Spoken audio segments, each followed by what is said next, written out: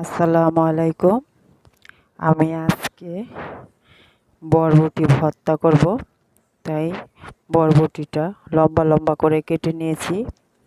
এটা চুলা পানি, অল্প পরিমাণে পানি আর তেল দিয়ে ভালো করে ভেজে নিব। এটার সাথে দিয়ে দিব চিংড়ি মাছ।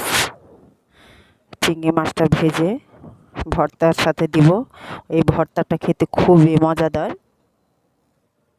তার সাথে দিয়ে দিব রসুন, পেঁয়াজ আর কাঁচা শুকনো মরিচ। আমি প্রথমে একটু তেল দিয়ে শুকনো মরিচটা ভেজে নেব।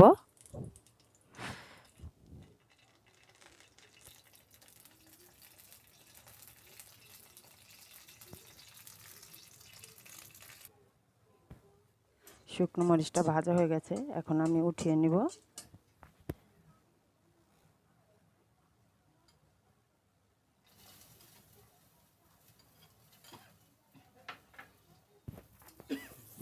একটু পেঁয়াজ আর রসুনটা হালকা ভেজে নিব।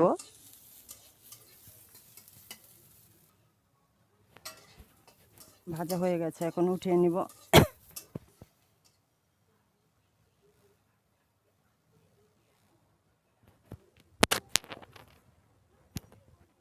আবার একটু তেল দিয়ে দেব। এখন আমি চিংড়ি মাছটা দিয়ে দেব।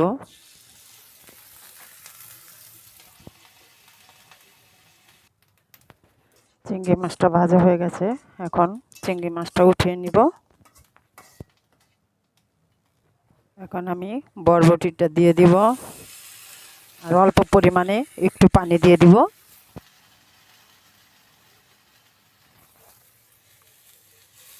আর দিব না, এটা তেলে ভাজা ভাজা করব। দিয়ে দিব পরিমাণ মতন একটু লবণ। এখন এটা একটু ঢেকে রেখে দিব। দেখুন বরবটির পানি সম্পূর্ণ শুকিয়ে গেছে। এখন আমি অল্প পরিমাণে একটু তেল দিয়ে দেব। তেল দিয়ে ভাজা ভাজা করে নিব।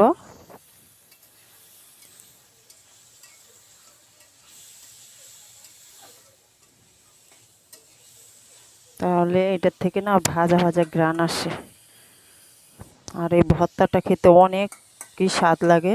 এভাবে যদি ভর্তা করি অনেকই ভালো লাগে। দেখুন বরবটিগুলো ভাজা ভাজা হয়ে গেছে, এখন আমি নামিয়ে নিব আর পাটায় ভর্তা করে নিব। এখন ভর্তাটা করে নিব। আগে চিংড়ি মাছটা বাটতে হবে, কারণ চিংড়ি মাছটা একটু কাটা কাটা, এই জন্য চিংড়ি মাছটা বেটে তারপরে মরিচটা নিব।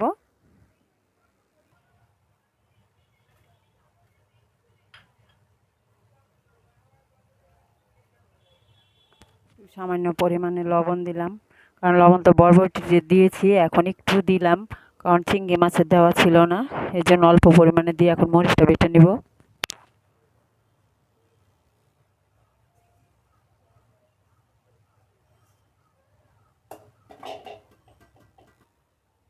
এখানে রসুনটা বেটে নিব, কিন্তু পেঁয়াজটা বাটবো না।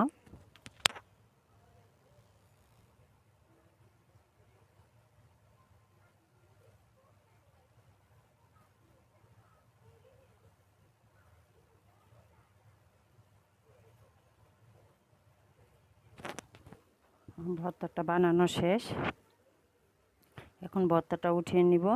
আর পাটার মধ্যে আমি দুগাম ভাত মেখে খাবো, কারণ আমি ভর্তা যদি পাটায় করি, আমি পাটায় দুগা ভাত মেখে খাই, আমার কাছে খুবই ভালো লাগে।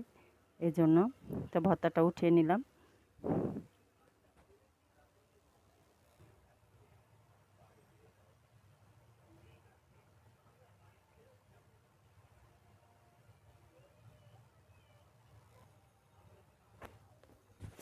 পাটায় বাটা বাটা ভর্তার ভাতটা খেতে খুব ভালো লাগে। এইভাবে ভর্তাটা বানিয়ে খেয়ে দেখবেন, কমেন্ট করে জানাবেন।